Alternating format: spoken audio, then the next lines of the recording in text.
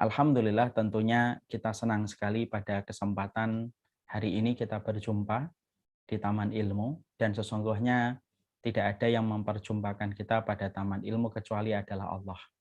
Allah itu sempurna di dalam zat-Nya, Allah sempurna di dalam sifatnya dan kesyukuran hanya kita tujukan kepadanya dalam setiap apapun yang kita peroleh, dalam apapun yang Allah anugerahkan dalam kehidupan kita.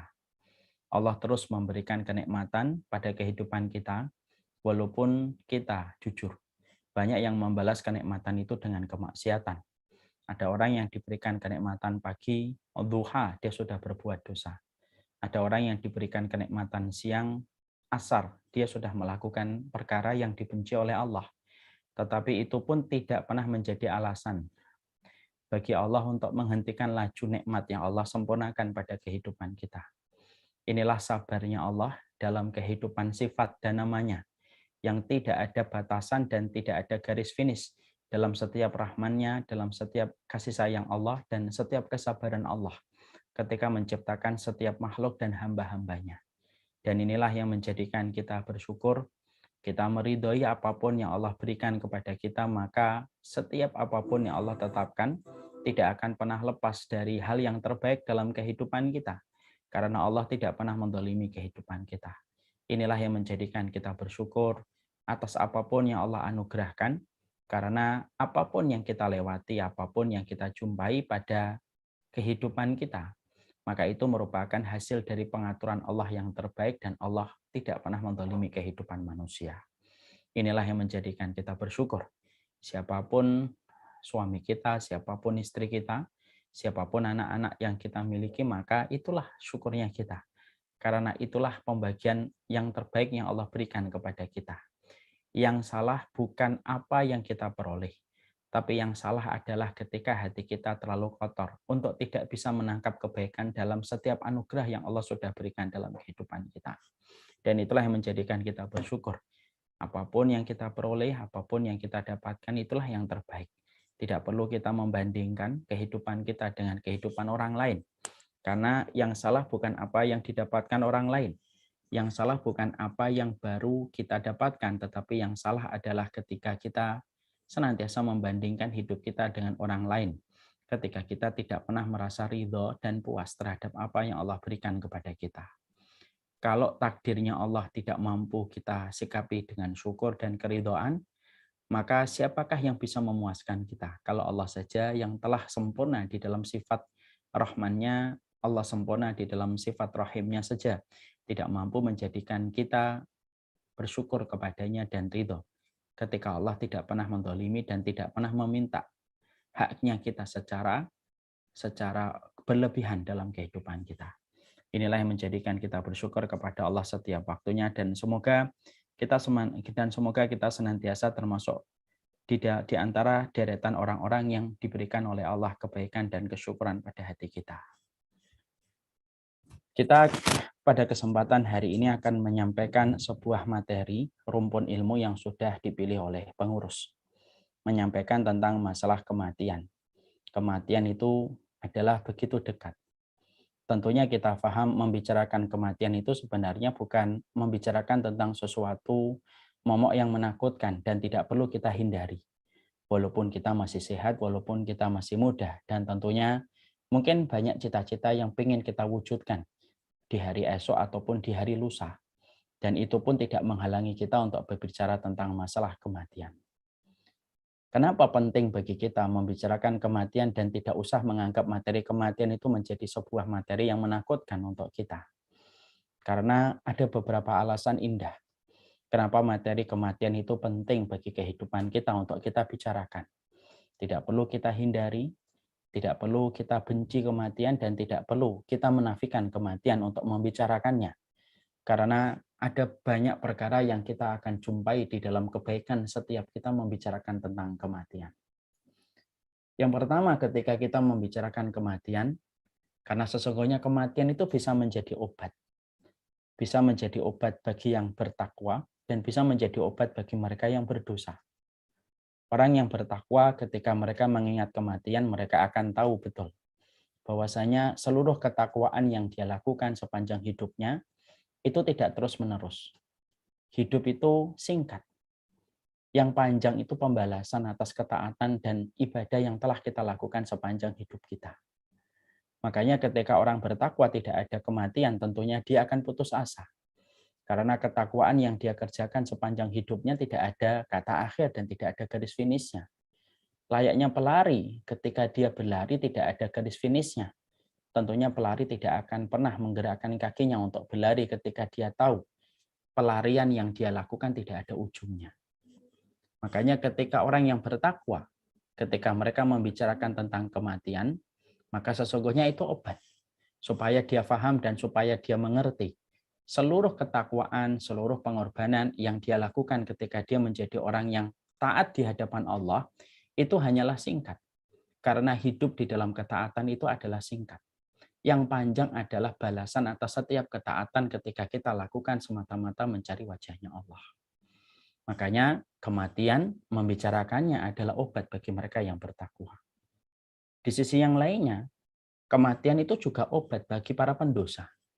Supaya para pendosa itu mengetahui bahwasanya seluruh kemaksiatan yang dia lakukan sepanjang hidupnya itu ada garis ajalnya. Dan ajal itu akan mempertemukan dia dengan apa yang telah dia lakukan ketika terus bermaksiat kepada Allah dan terus meneruskan dan terus melampiaskan hawa nafsunya untuk melakukan perkara yang dibenci oleh Allah. Ada sebuah kata yang patut menjadi renungan. Tidak ada pesta yang tidak akan usai. Dan itu menjadi perenungan bagi para pendosa. Orang yang terus melakukan kemaksiatan, orang yang melakukan dosa, ingat, tidak ada pesta yang tidak usai. Ketika kamu hari ini pesta dengan kemaksiatan, hari ini kamu pesta dengan dosamu, kamu pesta dengan melakukan perkara-perkara yang dimurkai oleh Allah, itu ada batasnya. Dan itu ada masa usainya. Dan masa usai itulah yang akan memperjumpakan kamu terhadap sebuah hari pembalasan. Karena hidup ini adil. Setiap orang yang melakukan dosa dan melakukan kemaksiatan dan pelanggaran, mereka akan mendapatkan ganti sesuai dengan pelanggaran itu ketika mereka tidak mengingat kematian. Makanya indah ya, apa yang disampaikan oleh malaikat Jibril ketika berkata kepada Rasulullah SAW, "I'malu ma syi'tum fa innaka mayyitun. I'malu ma syi'tum fa innaka mazizun bihi." Berbuat apa sajalah engkau wahai Muhammad dan umatmu, tapi kamu akan mati. Berbuat apa sajalah engkau wahai manusia, tetapi kamu akan dimintain pertanggungjawaban terhadap apa yang kamu ucapkan, terhadap apa yang kamu perbuat, terhadap jogetan yang pernah kamu lakukan. Silahkan apa yang kamu mau, tapi kamu harus siap dengan tanggung jawab. Dan bagi para pendosa, dengan adanya kematian, itu obat supaya dia berhenti dari dosa dan kemaksiatan itu ketika dia paham ada kematian, ketika dia tidak lagi berkutik dengan tangannya, ketika tidak lagi efektif kedua kakinya untuk berlari dari setiap hukuman. Karena kita paham bahwasanya tidak ada pesta yang tidak ada pesta yang tidak usai. Makanya membicarakan kematian itu merupakan bagian dari kebutuhan kita. Karena ini pada dasarnya obat. Orang kaya, kalau mereka membicarakan kematian, maka itu obat supaya dengan kekayaan yang dia peroleh dan dia genggam tidak menjadikan dia jumawa. Bagi yang miskin, membicarakan kematian itu adalah obat, supaya dia paham bahwasanya kematian itu akan menjadikan seluruh kesengsaraan yang dia rasakan di dalam kehidupan, itu hanyalah bertahan sebentar. Kalau dia menjadi miskin yang bertahan di dalam kesabaran, Allah sempurnakan balasan untuknya. Ketika dia paham kematian itu justru akan menjadi waktu berhentinya semua kesengsaraan itu ketika dia mendapati janji Allah dalam kehidupan alam barzah. Makanya orang yang membicarakan kematian, orang yang selalu menghadirkan kematian, itu selalu berbeda dengan orang yang tidak pernah ingat kematian. Orang kalau ingat kematian, maka kehidupannya terjaga, omongannya terkontrol, sifat dan sikap yang dia lakukan akan senantiasa dipikir jauh sebelum dia melakukan perbuatan yang dia lakukan. Karena dia ingat ada kematian yang akan mempertemukan dia dengan Allah. Orang kalau tidak takut mati, biasanya tidak pernah mengontrol ucapannya. Biasanya mereka tidak akan pernah disiplin dengan apa yang dia perbuat dan tidak pernah berpikir jauh ketika dia lupa kepada kematian. Makanya masyarakat kita suka sekali mengomentari kalau ada orang yang berlaku dosa, ada orang yang berlaku maksiat, kita ini secara fitrah berkata, ketika mengomentari orang yang bermaksiat kalau sudah berlebihan, kayak nggak takut mati. Itu fitrah. Karena sesungguhnya memang orang yang membicarakan kematian itu merupakan sebuah kebaikan yang kita peroleh dan kita dapatkan ketika membicarakan itu pada kehidupan kita. Makanya membicarakan kematian itu bukan materi eksklusif hanya untuk mereka yang sudah beruban. Bukan materi eksklusif buat mereka yang sudah keriput. Bukan materi eksklusif bagi mereka yang sudah memiliki cucu. Dan ketika waktu mereka sudah menunjukkan waktu menjelang maghrib, ketika maghrib akan berpulang kepada Allah. Tidak. Materi kematian itu bukan materi eksklusif. Materi general yang bisa akan terkena kepada siapapun. Karena pada dasarnya keniscayaan dalam kehidupan itu adalah kematian. Kepastian di dalam kehidupan itu adalah kematian. Membicarakan kematian akan mendisiplinkan kita untuk terus melakukan sesuatu yang bisa membawa kebaikan ketika kematian itu akan datang dalam kehidupan kita. Nah, itulah yang menjadikan kita paham. Membicarakan kematian itu bukan sesuatu yang sifatnya menakutkan. Membicarakan kematian itu bukan sesuatu yang sifatnya eksklusif. Tapi sesungguhnya membicarakan kematian itu merupakan bagian dari kebaikan hidup kita. Yang kedua, membicarakan kematian itu kenapa harus membicarakan kematian? Karena sesungguhnya membicarakan kematian itu merupakan salah satu di antara guru yang paling cepat untuk melembutkan hati kita. Guru itu ada dua. Ada guru yang bisa kita lihat, ada guru yang bisa kita pegang, ada guru yang bisa kita berkomunikasi dengannya. Itu adalah ustadz, itu adalah guru kita, itu adalah para kiai yang kemudian kita sering berjumpa dengan mereka. Tapi guru itu tidak hanya mereka. Ada guru-guru yang sebenarnya tidak sebagaimana yang pertama. Guru yang tidak bisa kita lihat, guru yang tidak bisa kita interaksi, guru yang tidak bisa kita memeluknya, maka itu adalah kematian. Karena berapa banyak orang terkadang ketika mereka diberikan nasihat, wejangan sama guru-guru yang bisa dilihat dari kalangan manusia, terkadang berapa banyak ucapan orang solih yang datang dalam kehidupan kita, masuk telinga kanan, keluar tangan ke telinga kiri. Banyak yang mereka ucapkan, tetapi justru hati mereka tidak menangkap apa yang dikatakan oleh orang solih. Karena apa? Karena terkadang hati terlalu keras. Ucapan, wejangan, nasihat, tausiah tidak bisa menembus hatinya yang terlalu keras. Tapi kadang-kadang uniknya adalah ketika kita menjumpai sebaliknya. Bahwasanya ketika orang itu diingatkan kematian itu justru kematian itu kayak guru yang melembutkan hatinya. Berapa banyak orang yang ingat kematian, akhirnya dia mampu untuk lembut hatinya. Sebagaimana yang kita jumpai dan kita dapatkan dari perkataan seorang budak wanita.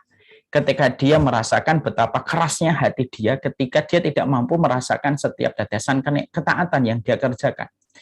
Dia datang kepada Ibunda Aisyah, lalu dia bercurhat, lalu dia menceritakan, curhat kepada Ibunda Aisyah. Antashtaki an qaswati qalbiha. Dia menceritakan bagaimana kerasnya hati dia. Lalu meminta petunjuk kepada Ibunda Aisyah apa perkara yang bisa melembutkan hatinya ketika dia merasa keras sekali hatinya.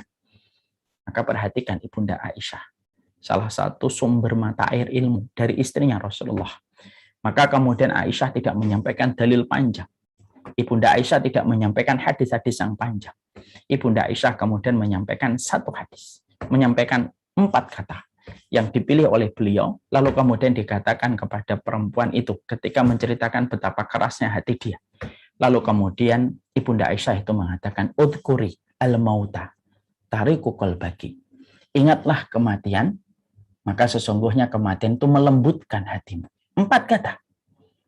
Yang akhirnya kata-kata ini dipegang, didengarkan betul oleh budak wanita yang menceritakan betapa kerasnya hati dia ketika membaca Al-Quran, ketika sholat, terasa tidak mampu untuk mengambil kenikmatan pada setiap ibadah itu karena dia merasa hatinya keras. Maka yang disampaikan oleh Ibunda Aisyah itu apa? Lembutkanlah hatimu dengan banyak mengingat kematian. Bukankah tidak ada gambaran yang paling jujur adalah kecuali gambaran ketika kita menjumpai orang meninggal dunia? Berapa banyak di antara kita sedang tertawa-tawa, lalu tiba-tiba terhenyak ketika kita mendapati kabar teman SMP kita meninggal dunia. Lalu kita pada saat itu sedang berada pada fitrahnya kita sebagai manusia yang begitu baik. Lalu kita merasa, Masya Allah, meninggal. Kenapa? Ketika kita lagi dalam kondisi bermain-main dengan circle kita, tiba-tiba kita mendapati kabar dia meninggal dunia. Pada saat itu kita terhenti sejenak. Ada yang menutup mulutnya, ada yang kemudian memegang matanya, lalu kemudian berkata, kenapa? Dia kok meninggal? Lalu kemudian ketika kita akhirnya teruskan lihat bagaimana dia dikafani, lalu melihat bagaimana dia dimasukkan ke liang lahat, dan bagaimana kita mengiringi jenazah, kita menjumpai bagaimana ketika melihat jenazah, ketika kita mengikuti dari belakang, pikiran kita jujur pada saat itu. Mungkin sama setiap orang yang berpikir, bagaimana saya nanti ketika di atas keranda, ketika saya dibawa ke liang lahat. Itulah uniknya agama ini. Inilah uniknya keimanan kita. Makanya sampai kemudian kita menjumpai Abu Hurairah mengatakan, kafa bil mauti wa'idho. Cukuplah kematian itu memberikan peringatan untuk hati kita. Kematian orang-orang yang ada di sekitar kita itu menjadi sebuah faedah. Musibah yang didapatkan oleh sebagian orang ketika mereka mati mendadak itu menjadi faedah untuk kita. Masaibu qaumin inda qaumin fawaid. Sesungguhnya musibah yang menimpa kepada satu kaum dengan kematian mereka, kecelakaan mereka, dan berbagai macam peristiwa tragis yang menimpa mereka, walaupun itu musibah dalam kehidupan mereka, fawaid itu menjadi faedah bagi kita yang masih disisakan hidup oleh Allah. Allah mengirimkan satu persatu orang yang meninggal di sekitar kita itu bukan tanpa tujuan. Tidak mungkin Allah itu mengirimkan setiap peristiwa yang terjadi dalam teras kehidupan kita tanpa ada sebuah pelajaran dalam kehidupan kita, itu tidak mungkin. Allah kirimkan bapak kita, lalu kemudian Allah wafatkan bapak kita, Allah wafatkan ibu kita, Allah wafatkan teman kita, Allah wafatkan sahabat kita, Allah wafatkan keluarga besar kita. Itu adalah sebuah pelajaran, kata Imam Qurtubi. Itulah yang dinamakan dengan delegasi kematian yang Allah kirimkan. Sebelum nanti Allah kirimkan pula kita kepada kematian. Supaya tidak ada orang yang nanti menyanggah di hadapan Allah. Ya Allah, engkau matikan saya, tapi engkau tidak mengirimkan kepada saya utusan-utusan kematian supaya saya bersiap-siap. Makanya kemudian walaqad ja'akumun nadhir, bukankah datang kepadamu peringatan? Bukankah ubanmu yang putih itu peringatan? Bukankah jenggotmu yang sekarang menjadi putih itu adalah peringatan? Bukankah penyakit yang kamu dapatkan peringatan? Bukankah vitalitas dan kekuatan kamu yang menurun adalah peringatan? Bukankah kematian-kematian orang yang kamu kenal, orang yang kamu ketahui itu adalah peringatan? Dan itu melembutkan hati kita. Hawa hati, kalau tidak diingatkan kepada sebuah kematian, berapa banyak dunia yang ingin kita raih semua dan kita ingin rengkuh semuanya. Berapa banyak dosa yang sering menyibukkan pikiran kita. Berapa banyak kemaksiatan yang ingin dikerjakan setiap manusia ketika manusia itu tidak mengingat kematian. Makanya Allah kirimkan kematian orang-orang yang menjadi sekitar kita, walaupun itu musibah bagi mereka, tetapi itu pelajaran bagi mereka yang hidup. Masaibu qaumin inda qaumin fawaid.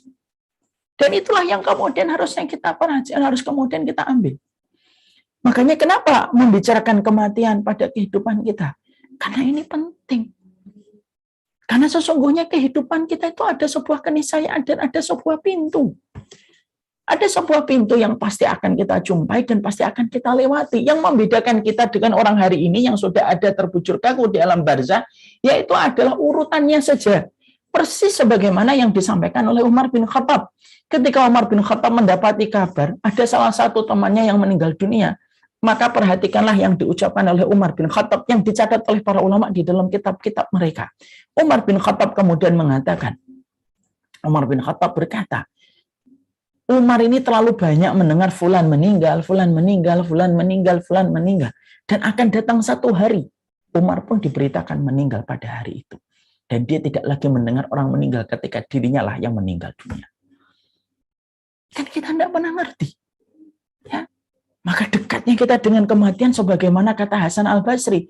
Malaikat maut itu menjenguk kita, menatap mata kita, itu sehari 3 kali dengan membawa lembaran catatan rezeki kita. Selama catatan rezeki kita masih ada, maka ditinggalkan. Tapi kalau catatan rezeki kita sudah habis, maka kemudian malaikat maut akan mewafatkan kita. Dan kata Hasan Al-Basri rahimahullahu ta'ala, malaikat maut itu mendatangi kita 3 kali dalam satu harinya. Ada yang mengatakan 70 kali. Ada yang mengatakan 3 kali dengan membawa catatan-catatan rezeki kita. Makanya diceritakan oleh Hasan Al-Basri, kalau ada orang sudah habis catatan rezekinya, dimatikan oleh malaikat maut. Maka ketika malaikat maut itu mencabut nyawa orang yang diwafatkan, Malaikat maut itu masih di sekitar nyawa orang yang baru dicabut ketika keluarganya menangis. Maka malaikat maut itu kemudian berkata kepada orang-orang yang melayat dan meneteskan air mata, jangan salahin saya ini hanyalah delegasi dan utusannya Allah. Sesungguhnya saudaramu, temanmu ini, keluargamu ini, orang tuamu ini sudah habis rezekinya dalam kehidupan di dunia. Kalau aku tidak mencabut nyawanya, dia tidak akan bisa punya alasan untuk hidup. Aku ditugaskan untuk mencabut nyawanya karena sudah habis catatan rezekinya. Dan aku akan mendatangi kalian, kata malaikat maut, 3 kali sampai catatan rezeki kalian itu habis, kata Hasan al-Basri, kata malaikat maut itu. Dan aku akan mendatangi kalian 3 kali sampai catatan rezeki kalian itu habis. Hasan al-Basri kemudian berkata, kalaulah setiap para pelayat mendengar ucapannya malaikat maut, bahwasanya malaikat maut akan mendatangi kita rajin sampai catatan rezeki kita habis. Kata Hasan al-Basri, tidak ada lagi orang yang menangis untuk menangisi kepergian orang yang mereka cintai. Karena setiap orang akan menangisi dirinya mereka sendiri, saking dekatnya mereka dengan kematian. Bukankah kematian itu sedekat tali sandal kita? Sampai kemudian para ulama mengatakan, fakam min salimin mata bighairi illatin, fakam min saqimin hasha hina minad dar. Sampai kemudian kita menjumpai apa yang disampaikan oleh seorang ulama. Berapa banyak orang yang sehat, hidupnya lebih pendek daripada orang yang sakit. Berapa banyak orang yang sakit, hidupnya lebih panjang daripada orang yang sehat. Berapa banyak orang yang di ICU, 1 bulan belum meninggal dunia. Ada orang yang pergi pagi, siangnya kemudian sudah meninggal dunia. Orang yang pergi malam, lalu kemudian pagi harinya, duhanya dia sudah meninggal dunia. Dia pasang IG story-nya belum hilang dan belum terdelete ketika belum melewati 24 jam. Tetapi dia telah wafat dan ditinggalkan oleh ajalnya ketika dia berpindah ke alam barzakh. Itulah namanya kematian. Makanya sampai kemudian kita menjumpai ada orang yang di pagi harinya pakai sandal, yang mencabut sandalnya orang lain ketika dia akan dimandikan. Berapa banyak orang yang mereka memakai jilbab, lalu kemudian yang melepaskan jilbabnya itu adalah orang lain ketika dia itu akan dikafani. Berapa banyak yang memasukkan kunci motor, kunci mobil, yang mencabut kunci mobilnya orang lain ketika dia bersimbah darah di atas aspal. Tidak pernah tahu. Tapi itulah yang dinamakan hakikat kematian. Makanya Rasulullah SAW sampai kemudian mengatakan, kullu ibnu Adam ma'ahu tis'atun wa tis'una maniyatan. Setiap anak Adam itu akan diikuti 99 sebab kematian. Kalaupun ada seseorang yang mereka itu selamat pada sebab yang pertama, belum tentu selamat pada sebab yang kedua. Kalau ada orang yang selamat pada sebab yang kedua, belum tentu dia akan selamat pada sebab yang keempat. Terus sampai 99. Kalau 99 sebab ini sudah dilewati, kata Rasulullah, maka dia akan melewati sebab yang ke-100. Sebab yang ke-100 itulah yang disebut dengan al-haram. Tua dan renta. Dan tua dan renta tidak bisa lagi dilompatin. Dia bisa melompatin sebab 1, 2, 3, tapi tidak bisa melompatin sebab tua dan renta. Itu pun akan memperjumpakan dengan kematian. Ada yang selamat dari jantung, tapi belum tentu selamat dari stroke. Ada yang selamat dari stroke, tapi belum tentu selamat dari kanker. Ada yang selamat dari kanker, belum tentu dia selamat dari diabetes. Ada yang selamat dari diabetes, tapi belum tentu selamat dari tabrakan. Ada yang selamat dari COVID, tapi dia belum tentu selamat dari kecelakaan. Ada yang selamat dari kecelakaan, tapi belum tentu selamat dari kekerasan yang dia dapatkan di pinggir jalan. Dan itu kata Rasulullah, mata rantainya itu ada 99, kata Rasulullah. Jadi setiap anak Adam itu jalan sebenarnya sudah diikuti oleh 99 kematian. Dan pada sebab yang keberapa kita tidak pernah tahu kapan Allah menetapkan ajal. Dan pada sebab yang keberapa kita akan diwafatkan oleh Allah. Saking dekatnya manusia ketika mereka itu di hadapan pada kematian. Makanya perhatikan di dalam surat Al-Jumu'ah. Qul innal mautal ladzi tafirruna minhu fa innahu mulaqikum. Katakanlah kematian yang kamu berlari darinya. Kematian itu tidak pernah ngejar kita dari belakang. Bagaimana? Allah menyampaikan fa innahu mulaqikum. Sesungguhnya dia itu tidak pernah mengejar manusia. Mati itu tidak pernah mengejar manusia, tapi mati itu menunggu manusia di depannya. Jadi kematian itu selalu 1 langkah lebih maju daripada perjalanan manusia. Dan itulah kematian. Makanya ada sebuah asar, ada sebuah riwayat Malaikat ketika disuruh mencabut nyawanya fulan, dia tahu bahwasanya nyawanya fulan akan dicabut di sini. Padahal dia tahu fulan ini berada di tempat yang sana. Lalu dia sempat mikir, loh, saya disuruh untuk nyabut nyawanya di sini. Tapi kenapa dia masih di sana? Sampai akhirnya ketika orang itu meminta supaya kemudian dia melakukan perjalanan, dan perjalanan itu di tempat yang sudah dituliskan ajalnya. Pada saat dia sampai ke tempat itulah dia diwafatkan oleh malaikat maut. Itulah kematian. Ada orang tinggalnya di Bandung. Ditakdirkan meninggal dunia di Makassar. Lalu entah bagaimana Allah memiliki 1001 cara yang indah. Dijadikan orang yang di Bandung itu perjalanan ke Makassar, dan di Makassarlah dia kemudian diwafatkan. Dan Allah selalu memiliki 1001 cara di dalam mematikan setiap hamba dan setiap makhluknya. Makanya membicarakan kematian itu apa? Membicarakan kematian itu merupakan obat.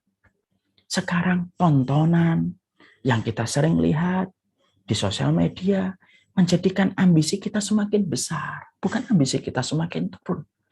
Apa yang kita lihat dari sosial media dan akunnya teman kita membuat ambisi kita semakin tidak terkontrol. Apa yang bisa mengontrol ambisi kita supaya kehidupan dunia tidak menjadi sebuah obsesi besar pada kehidupan kita? Ingat mati. Persis dengan apa yang disampaikan oleh malaikat Jibril. I'malu ma syi'tum fa innaka mayyitun. Sudahlah, kamu mau apa saja silakan, tapi kamu mati loh nanti. Kalau kamu pengen jadi istri yang sama sekali tidak membutuhkan ridho suami, silakan, tapi kamu mati. Dan itu akan ditanya oleh Allah. Kalau kamu pengen zina, terus pengen kemudian mengolok-olok syariat Allah, silakan olok-olok syariat Allah, silakan kamu sakiti orang yang beriman, silakan kamu mengolok-olok, silakan. Kata malaikat Jibril. Tapi malaikat Jibril berkata, fa'innaka mayyitun. Ingat loh, nanti kamu mati. Dan kamu akan dimintain pertanggungjawaban terhadap apa yang dilakukan. Itulah yang namanya membicarakan kematian, itu adalah baik, adalah merupakan bagian dari sebuah kebaikan hati.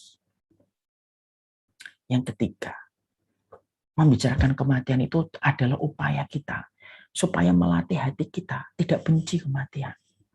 Ustadz, benci kematian itu boleh atau tidak boleh? Tidak boleh, dosa. Benci kematian itu dosa besar. Dan orang yang membenci kematian, ketika mereka tidak pernah sama sekali menghadirkan materi kematian menjadi pembicaraan mereka, dan tidak pernah mengambil pelajaran dari orang-orang yang telah meninggal dunia, sampai akhirnya dia benci kematian itu dosa besar. Dan salah satu sebab Allah murka kepada seorang hamba ketika seorang hamba membenci kematian, padahal dia tahu pada kematian itu ada sebuah gerbang yang akan memperjumpakan dia dengan Allah. Rasulullah bersabda, "Faman ahabba liqa Allah, ahabba liqa'ah. Faman kariha liqa Allah, karihallahu liqa'ah." Makanya ada sebuah hadis yang disampaikan oleh Rasulullah. Siapapun yang cinta bertemu dengan Allah, maka Allah lebih cinta untuk bertemu dengan dia nanti. Tapi siapapun yang benci bertemu dengan Allah, Allah lebih benci bertemu dengan dia nanti. Mencintai bertemu dengan Allah itu salah satunya mencintai kematian. Kenapa? Kematian itu akan mempertemukan kita dengan Sang Khalik, Ar-Rahman, Ar-Rahim, yang cintanya dia kepada kita lebih besar daripada cintanya kita kepada diri kita sendiri, bahkan lebih besar daripada cintanya ibu kepada kita. Orang yang senang akan bertemu dengan Allah dan dia mencintai prosesnya, salah satunya dia memandang kematian bukan sesuatu yang dia benci, maka itu yang akan menjadikan Allah akan mencintai untuk bertemu dengan dia dan berjumpa dengan dia, sebagaimana dia tidak pernah membenci kematian, karena kematian itu bagian dari proses bertemu dengan Allah. Tapi sebaliknya, kata Rasulullah, faman karihallah, waman kariha liqa Allah, siapapun yang dia benci bertemu dengan Allah, salah satunya dia membenci kematian, padahal dia faham pada kematian itu akan bertemu dengan Allah yang Maha Rahman dan Maha Rahim, Allah lebih benci bertemu dengan dia nanti sebagaimana dia benci bertemu dengan Allah ketika dia memandang kematian. Benci sama kematian itu bisa disebabkan banyak hal yang disebut dengan penyakit wahan. Penyakit wahan itu apa? Hubbud dunya wa karahiyatul maut. Ya kan, makanya ada penyakit yang berbahaya kan, yaitu cinta dunia dan membenci kematian. Membenci kematian. Bisa jadi karena cinta kepada dunia berlebihan dan tidak pernah sama sekali mengambil ibrat dan faedah dari setiap kematian yang terjadi di sekelilingnya. Membenci kematian itu bisa jadi adalah karena dia tidak mau membicarakan tentang perkara itu sampai akhirnya dia tidak tahu bagaimana bersikap ketika memandang kematian. Benci pada kematian itu bisa jadi karena kebodohan. Makanya ketika kita memahami, inilah yang menjadikan kita mengerti. Membenci kematian itu tidak boleh. Takut pada kematian boleh. Tapi membenci kematian itu sesuatu yang berbeda dengan takut kepada kematian. Membenci kematian itu perkara yang akan menjadikan Allah benci bertemu dengan dia nanti. Kalau sikap seorang mukmin itu gimana Ustaz memandang kematian? Hatinya ibaratnya ada dua selimut. Ada selimut khauf, ada selimut roja. Ada selimut khauf itu adalah ketakutan. Kapan seseorang itu boleh takut kepada kematian, Ustaz? Kalau kita ingat dosa kita, ketika kita membuka aurat, kita khawatir akan dimatikan dalam kondisi membuka aurat, ketika kita khawatir dengan perbuatan dosa yang kita lakukan, zina yang mungkin dikerjakan, riba yang mungkin dimakan, akhirnya menjadikan kita takut ketika kita belum siap dengan seluruh dosa dan kemaksiatan yang kita lakukan sepanjang hidup kita, dan kita merasa bahwasanya amal kita ini terlalu minimalis sebelum menuju kepada alam barzah, lalu tumbuh rasa takut. Ini rasa takut yang wajar. Karena memang kalau takutan itu merupakan bagian dari kebaikan hati. Takut pada kematian itu bukan sesuatu yang sifatnya haram. Makanya kita tidak usah sumbar mengatakan, saya siap mati kapan saja. Tidak usah. Siap mati itu tidak perlu untuk diproklamirkan. Tapi di satu sisi yang lainnya, ada sifat roja. Roja itu apa? Roja itu berharap, betul. Bahwasanya kita mengharapkan rahmatnya Allah. Bahwasanya kemudian kematian itu musim panen bagi kita. Karena kalau kita tidak meninggal dunia, kita tidak akan berjumpa dengan Allah. Kalau kita tidak meninggal dunia, mungkin kita tidak akan pernah berjumpa dengan ketaatan yang telah kita lakukan dalam sepanjang kehidupan kita. Kapan kita ketemu amalan sholat? Ya ketika nanti meninggal dunia. Kapan kita akan ketemu pahala puasa Ustaz? Nanti ketika kamu wafat. Kapan kamu akan meninggal dunia? Kapan kamu akan melihat pahala kamu ketika menuntut ilmu? Nanti ketika kamu sudah meninggal dunia. Karena kematian bagi orang yang beriman itu musim panen dari seluruh ketaatan, dari seluruh pengorbanan yang dia lakukan sepanjang hidupnya ketika melakukan ketaatan kepada Allah. Musim panennya itu ketika seseorang itu meninggal dunia. Makanya sampai kemudian kita jumpai Rasulullah itu mengklasifikasi orang yang meninggal dunia itu menjadi dua. Ada mustarih, ada mustaroh. Ada orang yang meninggal dunia disifati dengan kata mustarih. Ada orang yang meninggal dunia disifati dengan kata mustaroh oleh Rasulullah. Jadi Nabi SAW pernah ketika duduk bersama para sahabat lewat itu jenazah, Nabi mengatakan mustarih. Ketika kemudian lewat lagi, Nabi mengatakan mustaroh. Para sahabat kemudian bertanya sama Rasulullah, ya Rasulullah, apa yang dimaksudkan mustarih? Apa yang disebutkan dengan mustaroh? Mereka paham mustarih itu istirahat, tapi artinya apa? Rasulullah mengatakan, mustarih. Dia yastarih min nasabid dunya. Dia istirahat dari penatnya dunia dan perjalanan ketaatan sepanjang hidupnya. Ketika dia wafat, dia istirahat. Keletihan yang dia lakukan ketika berbuat taat selesai, digantikan dengan sebuah kenyamanan dan peristirahatan untuk mengganti semua kelelahan dan keletihan ketika dia di dalam hidupnya. Hidup itu singkat. Yang panjang itu pertanggungjawabannya. Kalau orang itu letih di dunia, dia akan istirahat ketika di akhirat, ketika keletihan itu disandarkan kepada Allah. Makanya sampai ulama itu berkata, siapa yang paling banyak berdiri karena Allah ketika sholat, adalah orang yang paling banyak istirahat ketika dia mati. Itu mustarih. Makanya kalau kita kemudian ibadahnya kok sampai belum kita merasa letih, berarti jangan-jangan khawatir naudzubillah min dzalik. Jangan-jangan nanti kita belum mustarih nanti meninggalnya. Makanya sampai letih itu ibadah itu. Sampai letih ibadah itu. Baru ketika meninggal dunia maka kita akan mendapatkan kriteria yang disebutkan oleh Nabi. Mustarih. Mustarih. Datang berikutnya jenazah. Lalu Nabi mengatakan mustaroh. Mustaroh. Lalu kemudian Nabi ditanya apa artinya mustaroh ya Rasulullah? Artinya mustaroh adalah orang yang di dalam perjalanan panjang, di dalam hidupnya dia berbuat dosa, dia berbuat zalim, dia berbuat kemaksiatan, dan ketika dia mati, maka orang itu diistirahatkan dari kedolimannya, kejahatannya, dosa-dosanya, dan kemaksiatan. Bahkan bumi, alam, pohon yang dilewati olehnya dulu ketika berbuat maksiat, istirahat dari seluruh dosa dan kemaksiatan yang dia lakukan sepanjang hidupnya. Ketika pesta-pesta, lalu ketika mati, alam itu akan beristirahat dari kejahatan, kemaksiatan yang dia lakukan dan dia kerjakan. Bumi tidak lagi melihat tingkahnya yang terus memperlihatkan aksi yang mengundang kemurkaan Allah. Itu akhirnya kemudian disebut dengan mustarah. Yang istirahat adalah bumi, istirahat manusia, istirahat hewan, istirahat binatang, istirahat pohon dari kejahatan kemaksiatan yang dia lakukan. Makanya membicarakan kematian itu supaya kita tidak benci sama kematian. Takut. Takut yang tidak menafikan roja, tidak menafikan harapan. Harapan yang tidak menafikan rasa takut. Makanya kalau saya itu sering ditanya, Ustadz, saya itu takut sama kematian. Kadang-kadang pernah nggak kita ngerasa malam-malam kita terbangun lalu menggigil, kita mikirin bagaimana kalau kita mati. Takut itu fitrah.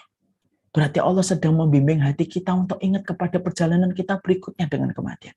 Jadi kalau ada antum, bapak, ibu, kok tiba-tiba malam, tiba-tiba ingat mati, kalau tiba-tiba dalam perjalanan kita sudah menjelang umur 40, setelah melewati umur 40, kita akhirnya sekarang bayangannya mati saja. Itu berarti Allah mendidik kita untuk takut. Takut itu bisa menjadi sumber kebaikan. Ketika ketakutan itu menjadi motivasi untuk berbuat ibadah dan berbuat ketaatan. Takut, tapi tidak menghilangkan rahmat. Rahmat berharap optimis, tetapi tidak menafikan sifat khauf. Makanya membicarakan kematian yang ketiga, kenapa harus membicarakan kematian? Karena supaya kita tidak benci pada kematian. Makanya inilah yang menjadikan kita paham. Jangan pernah ada lagi satu persepsi. Jangan pernah ada lagi sebuah asumsi bahwasanya membicarakan kematian itu eksklusif untuk mereka yang tua, untuk mereka yang berkerut, untuk mereka yang sudah beruban, untuk mereka yang sudah menjelang usia maghribnya. Bukan. Ini materi yang dibutuhkan setiap orang. Makanya setelah kita membicarakan, kenapa membicarakan kematian itu tidak perlu kita takuti, tentunya disinilah kita paham. Berarti yang kita khawatirkan bukanlah kematian. Karena kematian pasti akan menjumpai setiap diri kita. Yang kita khawatirkan bukanlah kematiannya. Karena apa yang kita khawatirkan? Setiap orang mati kok. Tetapi yang kita takutkan, yang kita khawatirkan ketika kita paham bahwasanya kematian itu merupakan sebuah keniscayaan dan kepastian yang pasti akan datang dalam kehidupan kita. Maka yang kita khawatirkan dan kita takutkan itu apa? Bagaimana ketika kita mati? Dan pada kondisi apa ketika kita nanti dimatikan? Ini yang membuat kita lebih takut daripada kita memikirkan kematian. Karena kematian itu bisa datang kepada kita kapanpun saja. Ya, karena sesungguhnya ketika kita paham bahwasanya kematian adalah sebuah keniscayaan dan sebuah kepastian, bukan yang menjadikan kita itu yang kita khawatirkan adalah kematiannya, tapi bagaimana ketika kita mati dan pada kondisi apa ketika kita sedang diwafatkan oleh Allah. Apakah kita sedang menutup aurat atau sedang membuka aurat? Apakah kita dalam kondisi sudah sholat ataukah belum sholat? Apakah kita dalam kondisi ketika melakukan ketaatan atau jangan-jangan kita melakukan kemaksiatan? Karena kita harus paham ya, semua ibadah itu, kenapa ada kata bergegas di dalam kebaikan? Supaya ketika ajal itu mati dalam kehidupan kita, kita sudah menyelesaikan ibadah dan ketaatan. Karena ternyata ada beberapa ibadah itu, kenapa kok disegerakan? Karena salah satu pertimbangannya adalah karena kita tidak tahu kapan kita akan diwafatkan oleh Allah. Saya pernah nanya kepada guru saya, jamak takdim sama jamak takhir itu lebih utama mana, Syekh? Saya menjawab, jamak takdim. Kenapa jamak takdim lebih utama daripada jamak takhir? Jadi kalau misalkan saya safar, saya ingin menjamak antara duhur dengan asar. Mana yang paling utama? Saya menjamak takdim, melaksanakan duhur dan asar di waktu duhur. Atau saya lebih baik jamak takhir, melaksanakan duhur dan asar di waktu asar. Saya itu menjawab, yang paling utama, yang paling baik bagi kamu itu jamak takdim. Saya bertanya, ma huwa dawafi? Apa alasan jamak takdim lebih dicintai daripada jamak takhir, Syekh? Syekh ini kemudian menjawab, begini, karena kamu tidak pernah tahu. Karena kamu tidak pernah tahu apakah umurmu nanti disampaikan di waktu akhir dari sholat itu ataukah tidak. Loh, sampai pertimbangan keutamaan jamak takdim dan jamak takhir itu, pertimbangannya adalah ketika mengingat kematian. Kalau kamu jamak takdim lalu meninggal, kamu sudah menyelesaikan kewajiban. Sampai pertimbangannya ketika para ulama sebagian ditanya, kalau saya punya utang puasa, tapi pengen puasa sunnah dulu, walaupun ini ada perbedaan para ulama, tapi sebagian para ulama itu mengatakan, kalau kamu punya utang puasa, lalu pengen puasa Syawal, maka dahulukan membayar utang. Kenapa sebagian para ulama ada yang menjawab mendahulukan utang lebih dulu daripada berpuasa Syawal. Mereka sebagian ulama menyatakan, karena kalau kamu membayar hutang, puasamu yang wajib itu lebih didahulukan daripada puasa Syawal. Karena ketika mati yang ditanyakan itu yang wajib dulu, bukan yang sunnah dulu. Sampai pertimbangan sebagian para ulama ketika mengatakan untuk membayar hutang dulu daripada puasa sunnah, itu pun pertimbangannya adalah kematian. Yang kita ambil untuk saya dan untuk semuanya itu apa? Berarti kalau kita paham kematian itu keniscayaan dan betapa dekatnya kita dengan kematian, bahkan lebih dekat daripada tali sandal yang kita kenakan dengan ujung jempol kaki kita, maka yang kita khawatirkan bukan matinya, yang kita khawatirkan bukan kapan meninggalnya, tapi yang lebih kita khawatirkan itu bagaimana ketika kita meninggal dunia dan bagaimana kondisi ketika kita meninggal dunia. Itu yang lebih kemudian kita khawatirkan dalam kehidupan kita. Makanya itulah yang menjadikan sampai para ulama itu berkata, salah satu doa yang harusnya tidak pernah lalai diucapkan setiap orang yang sujud itu apa? Doa meminta husnul khotimah. Karena kita tahu ya doa ketika sujud itu merupakan salah satu doa yang paling utama. Aqrabu ma yakunul abdu bi rabbih inda sujud. Sesungguhnya kedudukan yang paling dekat antara kita dengan Allah itu ketika kita dalam kondisi sujud. Sampai sebagian ulama, salah satunya Syekh bin Bas itu mengatakan, kalau kamu dalam kondisi sujud, salah satu doa yang tidak boleh dilalaikan ketika sujud itu minta husnul khotimah. Karena apa? Karena itulah betapa yang kita khawatirkan itu adalah bagaimana nanti ketika kita meninggal dunia. Makanya ada sebuah riwayat yang menjadi renungan yang didatangkan dari Rasulullah SAW. Nabi itu sampai kemudian bersabda, innamal a'malu bil khawatim. Seluruh amal itu tergantung penutupnya. Nabi itu sampai kemudian mengucapkan itu. Jadi saking pentingnya bagaimana nanti ketika kita diwafatkan oleh Allah Subhanahu wa taala sampai kemudian kita menjumpai apa yang dikatakan Rasulullah semakin memperkuat yang lebih kita risaukan dan lebih kita khawatirkan itu bagaimana kita nanti ketika meninggal dunia pada kondisi amal apa yang sedang kita kerjakan. Makanya sampai kita dapati Nabi mewanti-wanti kepada kita. Innamal a'malu bil khawatim. Amal itu tergantung penutupnya. Allah tidak melihat yang kemarin, Allah tidak melihat yang tadi, Allah itu melihat bagaimana nanti kamu ketika meninggal dunia. Karena proses meninggalnya seseorang itu akan menunjukkan bagaimana track record-nya hidup di hadapan Allah. Jadi kalau ada orang yang meninggal dunia dalam ketaatan, kebaikan, maka kemudian Allah telah menerima seluruh perjalanan hidupnya di dalam kehidupan ketaatan itu. Maka Allah telah menerima kehidupannya sampai Allah wafatkan dia dalam kondisi berbuat ketaatan. Sebagaimana kalau ada orang kok meninggal dunia dalam kondisi bermaksiat, apalagi ketika melakukan dosa besar, pada saat itulah dia dimatikan oleh Allah. Itu berarti track record hidupnya didustakan oleh Allah amalnya. Dan itulah yang menjadikan kita akhirnya betul-betul ngerti. Sudahlah, kalau ada di antara Bapak dan Ibu, dulunya ketika kehidupannya kelam, banyak dosa, banyak kemaksiatan, sudah, jangan putus harapan dari Allah ketika mengingat kematian.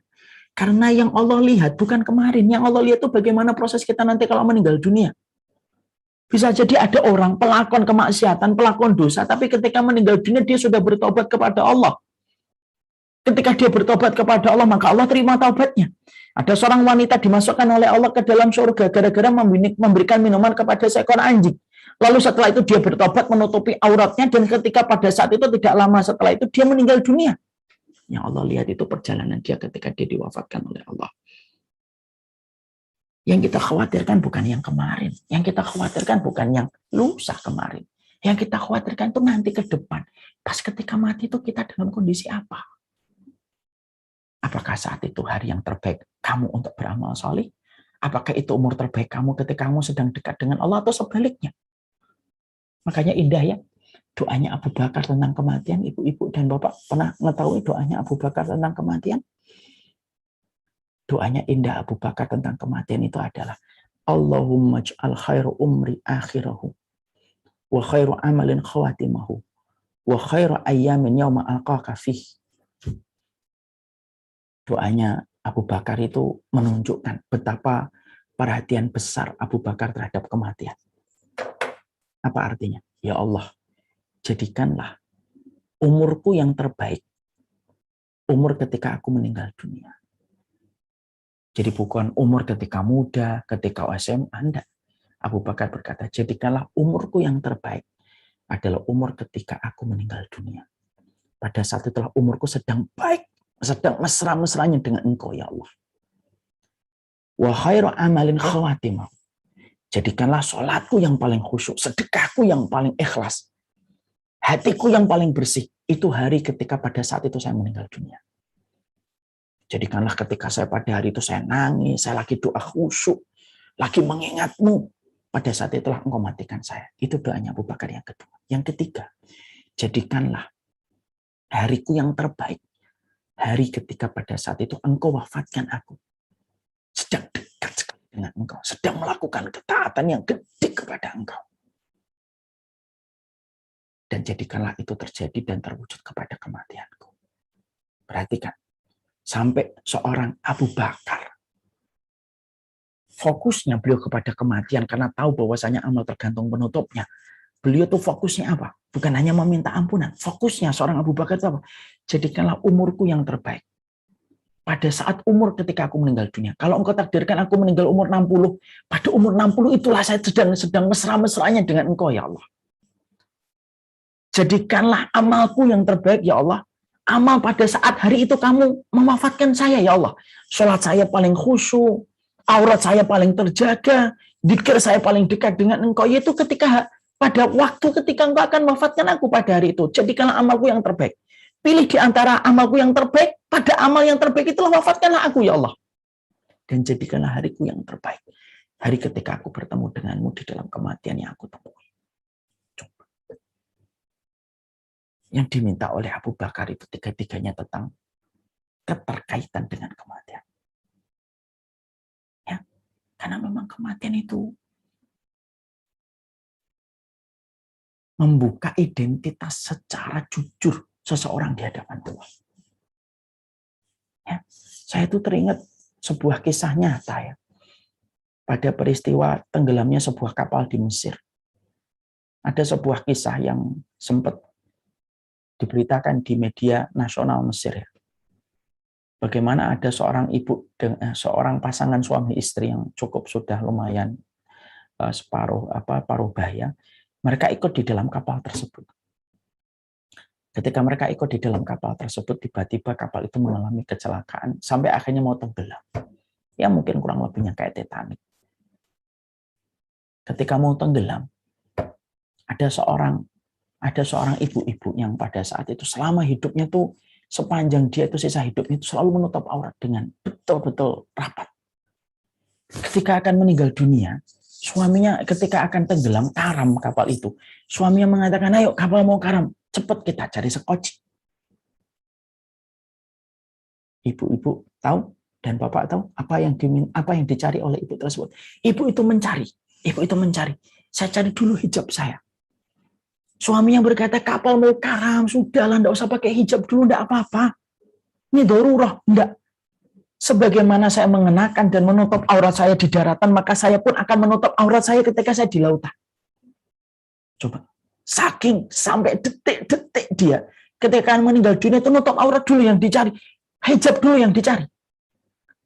Setelah kemudian akhirnya menemukan hijab itu, kemudian qadarullah singkat ceritanya akhirnya karam kapal tersebut, mereka terombang-ambing.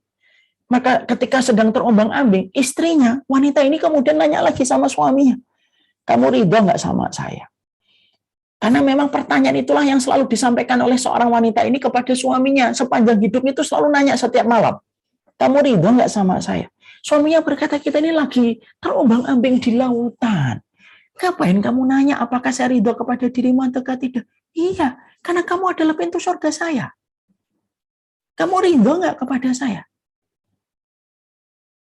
Masya Allah. Suaminya berkata, Rodi itu angki. Saya itu ridho sama kamu. Ketika baru mengucapkan itu, kemudian ada gelombang besar yang memisahkan pasangan ini, dan kemudian qadarullah mayasa, suaminya selamat, istrinya nggak selamat. Masya Allah ya. Wanita ini dihijabkan dulu oleh Allah, walaupun di atas lautan. Dihijabkan dulu oleh Allah. Dihijabkan dulu dia pakai Allah, sama kemudian pakaiannya. Lalu dijadikan dia mendapatkan keridhaan dari suaminya. Dia mendapatkan keridhaan dari suaminya. Barulah kemudian diwafatkan oleh Allah. Itulah bagaimana kematian yang menjadi sebuah harapan, kan? Makanya yang kita khawatirkan bukanlah kematiannya, tapi bagaimana proses nanti ketika kita menuju kepada hari itu. Ya. Makanya kemudian kita menjumpai bagaimana kemudian orang-orang yang mereka itu di dalam ketaatan, ketika melakukan kebaikan, maka pada kebaikan dan ketaatan itulah mereka diwafatkan oleh Allah Subhanahu wa taala. Makanya kita akan ingat kepada sebuah riwayat yang disampaikan oleh Rasulullah dalam riwayat Hakim yang disetujui oleh Imam Adz-Dzahabi.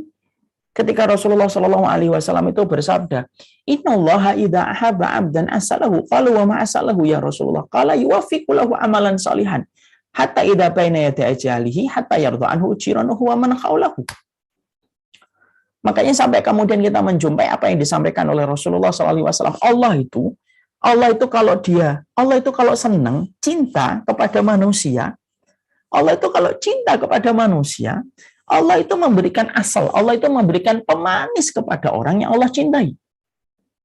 Nah, para sahabat itu ketika mendapati kabar itu dari Nabi, mereka tidak paham. Mereka tanya sama Rasulullah, wa ma asalahu ya Rasulullah.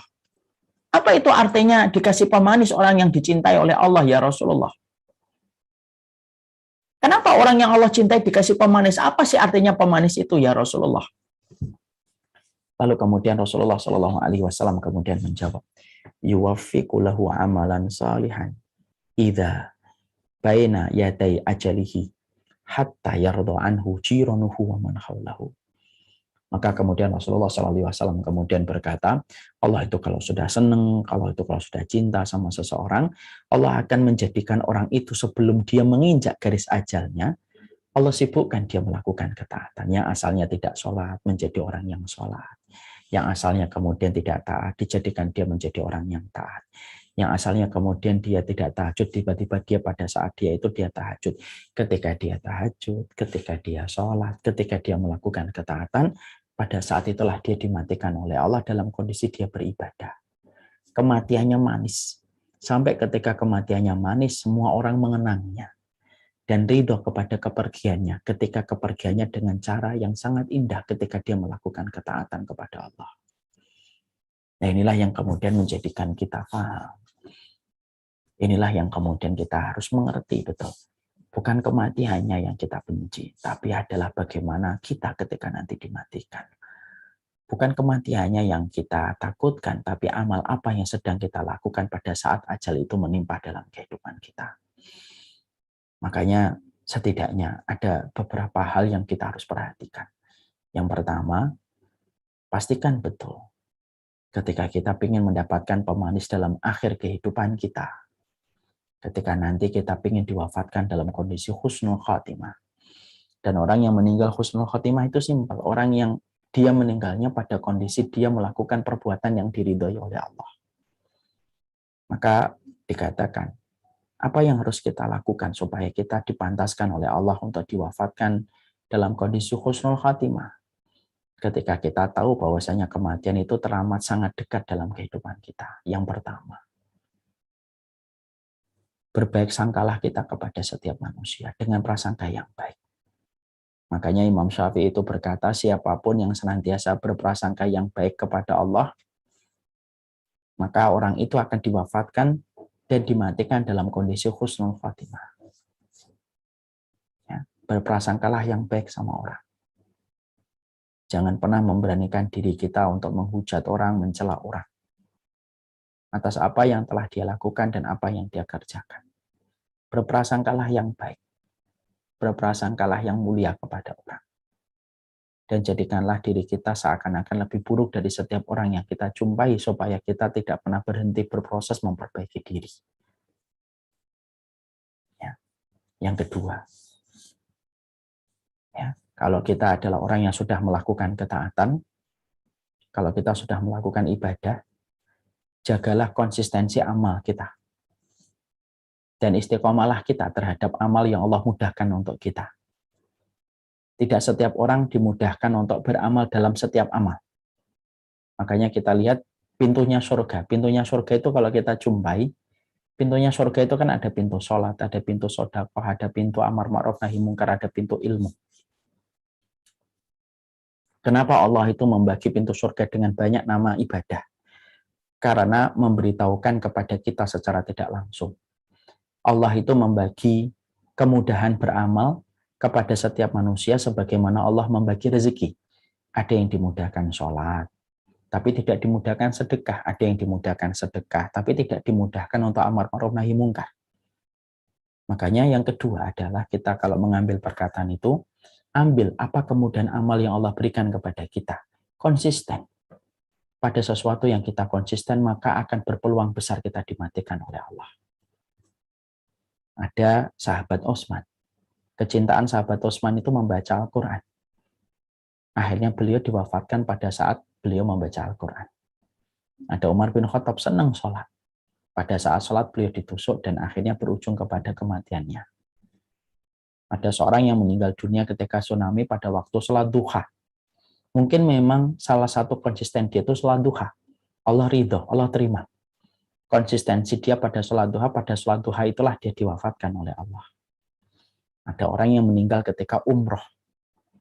Mungkin orang ini selalu bercita-cita untuk menjadi tamunya Allah. Saking dia begitu sering ingin menjadi tamunya Allah, Allah atur bagaimana dia menjadi tamunya Allah sekaligus menjadi orang yang Allah muliakan kematiannya ketika diwafatkan pada saat umroh. Kita ini beda-beda ya Ibu dan Bapak ya. Kemudahan amal yang Allah bagikan kepada kita tidak selalu harus sama. Karena Allah membagi amal, innallaha qasamal amal kama qasamal arzaq. Allah membagi amal sebagaimana Allah membagi rezeki. Temukan pada kemudahan amal yang Allah berikan kepada kita itu, temukan apa? Saya dimudahkan taat sama suami, pegang itu. Saya dimudahkan untuk menutup aurat, Ustaz. Pegang itu. Saya dimudahkan untuk sholat sunnah, Ustaz. Pegang itu. Ketika kita terus melakukan itu dan menjaganya, pada perkara itulah kita nanti akan mendapatkan rahmatnya Allah. Dan itu tidak selalu besar. Belajarlah dari Bilal. Bilal itu konsistensi amal yang sangat dijaga itu adalah menjaga wudhu. Dan tidaklah dia wudhu kecuali kemudian dia sholat 2 rakaat.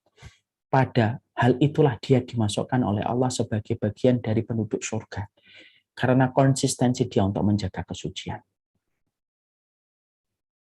Lakukanlah ketaatan. Orang yang terus melakukan ketaatan dan konsisten, apapun itu walaupun tampaknya kecil, pada perkara itulah nanti akan diwafatkan dia oleh Allah. Apapun itu. Saya kebiasaannya sedekah waktu pagi, kerjain. Mungkin habis sedekah, kamu nanti akan dimatikan oleh Allah.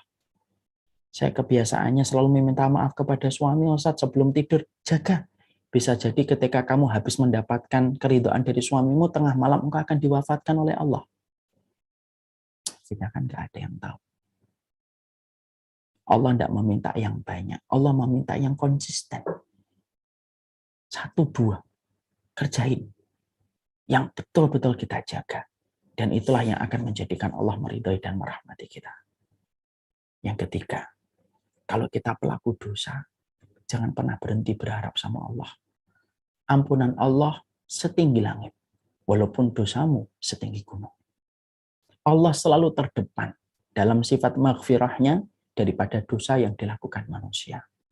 Engkau memiliki 1 juta dosa, Allah memiliki 1 juta 1 ampunan. Engkau memiliki 1 miliar kemaksiatan, Allah memiliki 1 miliar 1 ampunan. Selalu ada angka lebih pada ampunan Allah dibandingkan dosa yang dilakukan manusia. Jangan pernah berputus asa. Ustaz, saya pernah zina, tidak apa-apa. Ustaz, saya pernah membuka aurat, tidak apa-apa. Sekarang mari bertobat. Supaya bukan pada kemaksiatan, itu kita dimatikan. Na'udzubillah min dzalik. Bagi para pelaku dosa, jangan pernah berhenti untuk berharap diampuni oleh Allah. Kalau kamu tidak mampu menandingi orang solih di dalam ketaatan, tandingilah orang-orang solih di dalam taubat dan istighfarmu dengan dosa yang membuatmu takut kepada Allah. Dosa yang akhirnya menjadikan hati kita takut kepada neraka itu lebih baik daripada ketaatan yang membuat kita lupa dan menjadi sombong dengan apa yang kita kerjakan. Yang keempat, bagi orang yang taat, bagi orang yang sudah mengerjakan kebaikan, jangan sampai maghrur, terpedaya dengan amal soleh yang dilakukan. Jangan menganggap orang lain bodoh. Jangan menganggap orang lain itu bermaksiat semuanya. Lalu kita yang merasa suci di hadapan kerumunan manusia. Kesombongan pada ibadah itu menyebabkan su'ul khotimah. Karena Allah tidak butuh ibadah kita. Allah tidak butuh ketaatan kita. Tapi Allah butuh bagaimana kerendahan hati kita ketika melakukan ketaatan dan ibadah. Dan kemudian yang berikutnya, jagalah dengan amalan rahasia. Punya amalan rahasia enggak? Amalan yang hanya diketahui antara kita dengan Allah. Semakin sedikit amal kita diketahui, semakin besar pahalanya di sisi Allah. Itulah amalan limited edition. Limited edition. Pastikan kita memiliki amalan rahasia.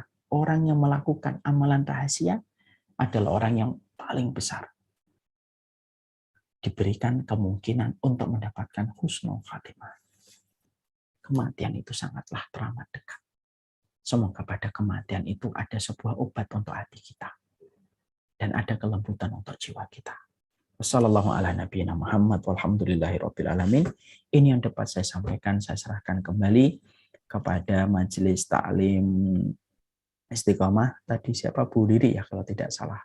Waktu dan kesempatan saya kembalikan kembali. Alhamdulillah, Masya Allah Ustadz merinding dengarnya. Ustadz ada beberapa pertanyaan. Mas Iwan, pinjam Instagram. Ya silakan, ya, Ibu Riri. Pertanyaannya banyak sekali Ustadz di sini. Mohon Dua maaf. Pertanyaan aja boleh Ibu? Ya, mohon maaf untuk para penanya, tidak semua pertanyaan bisa kami bacakan ya. Hanya sedikit sekali yang bisa kami bacakan. Mungkin ada sekitar 30-40 pertanyaan Ustadz yang saya terima. Dua. Ya, baik. Dua saja boleh Ibu. Saya Kodarullah di kantor lagi ada Samila series laga premier, jadi saya juga nyambut yang lainnya. Oke, baik Ustadz.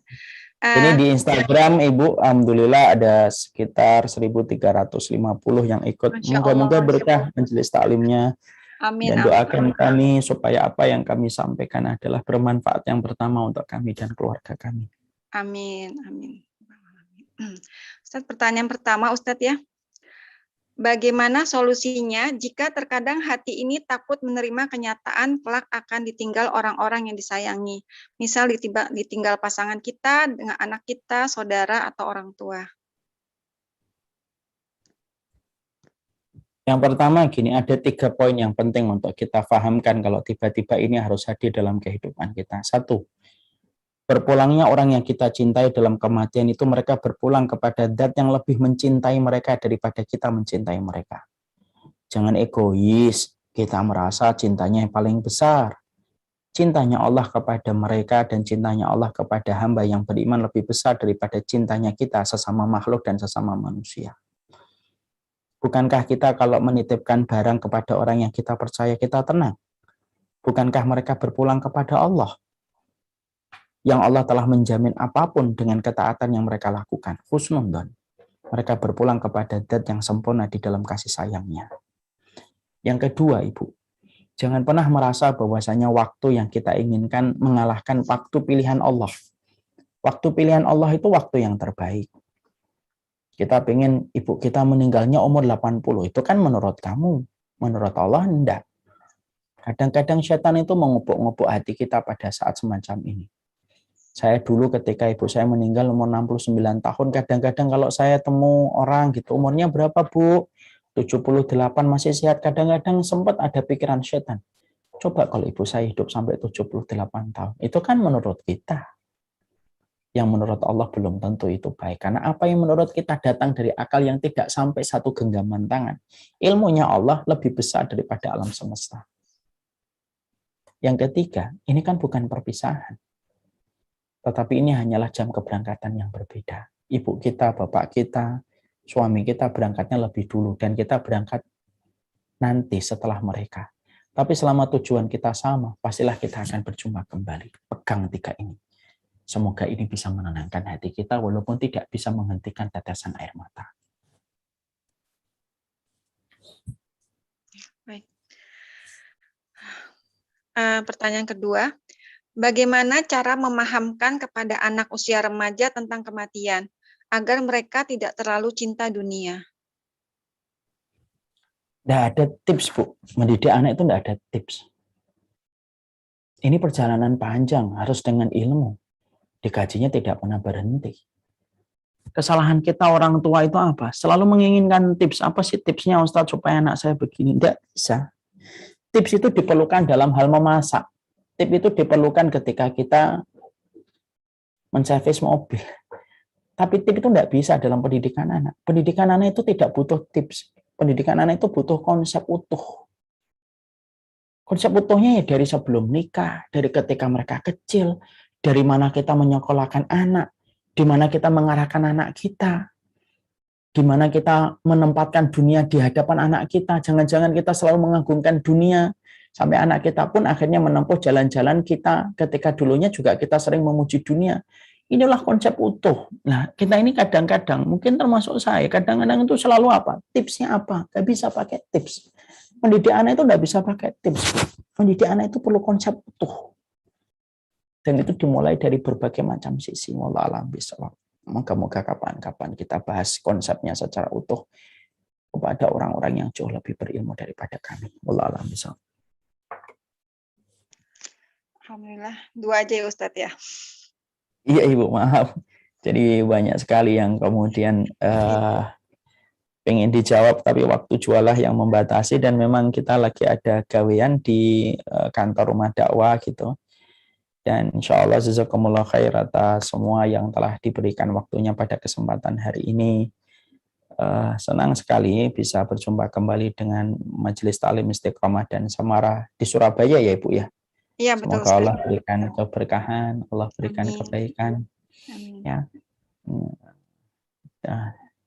Yang kita lakukan adalah mempersiapkan kematian yang terbaik. Bukan kematiannya yang kita persoalkan. Karena bagaimanapun kematian akan datang dengan cara yang sudah ditentukan.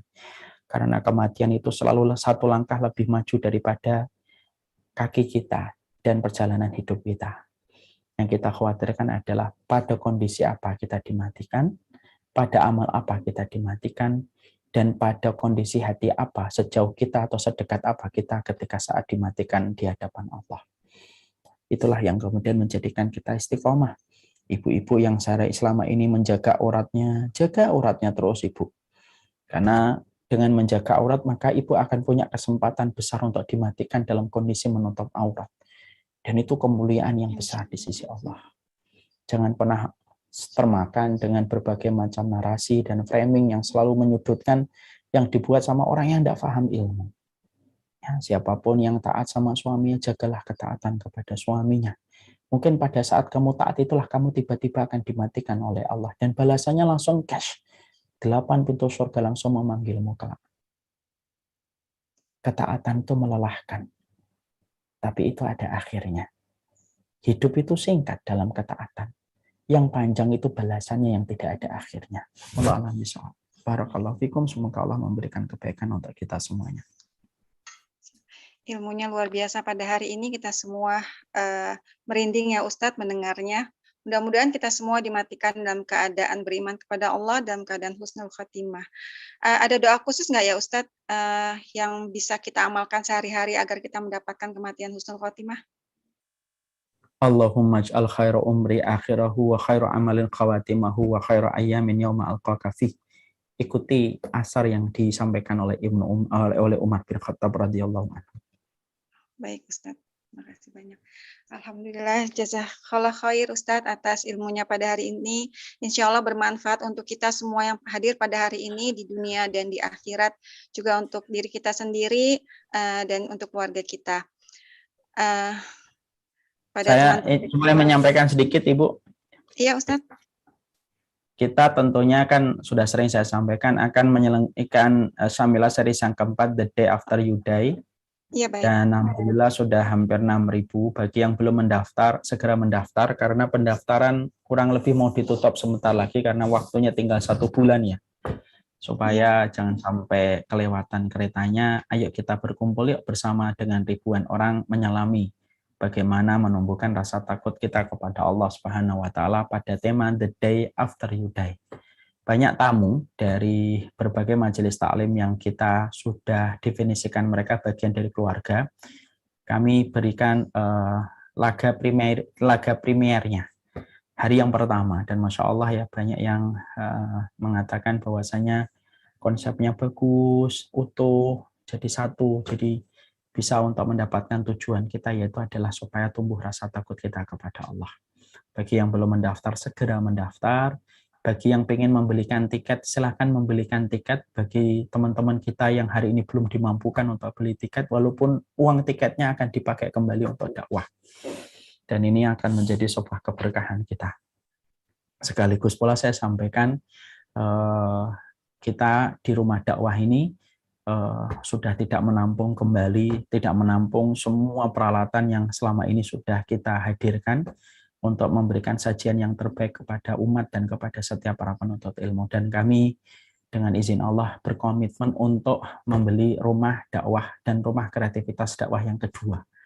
Bagi yang ingin untuk berwakaf, bagi yang ingin untuk menjadikan rumah-rumahnya berkah, lalu ingin untuk disumbangkan atau ingin dihadiahkan dalam perjalanan dakwah kita, kami siap menerima insya Allah. Dan insya Allah sudah akan kami beli rumah yang kedua ini. Walaupun sebagian masih dana pinjaman, tapi insya Allah kami tahu bahwasanya dakwah itu bukan tentang kami, dakwah ini tentang kita semuanya. Dakwah itu ringan kalau dipikul bersama.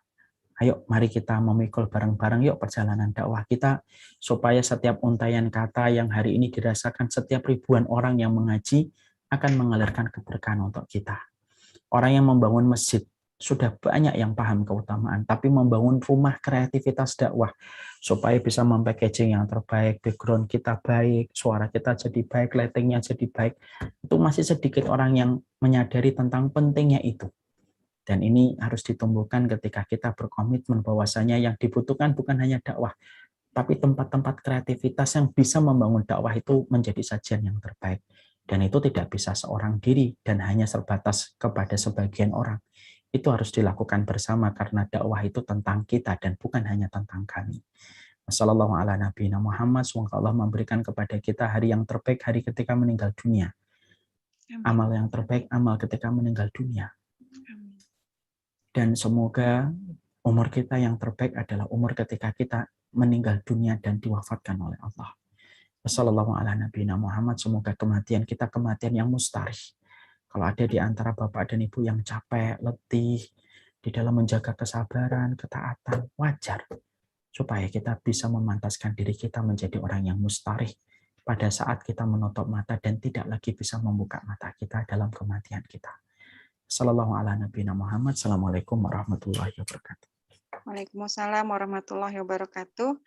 Ya, kajian jadwal berikutnya bisa dilihat di IG Pengajian Samarah Surabaya. Untuk rekaman kajian bisa dilihat di YouTube Samarah Surabaya.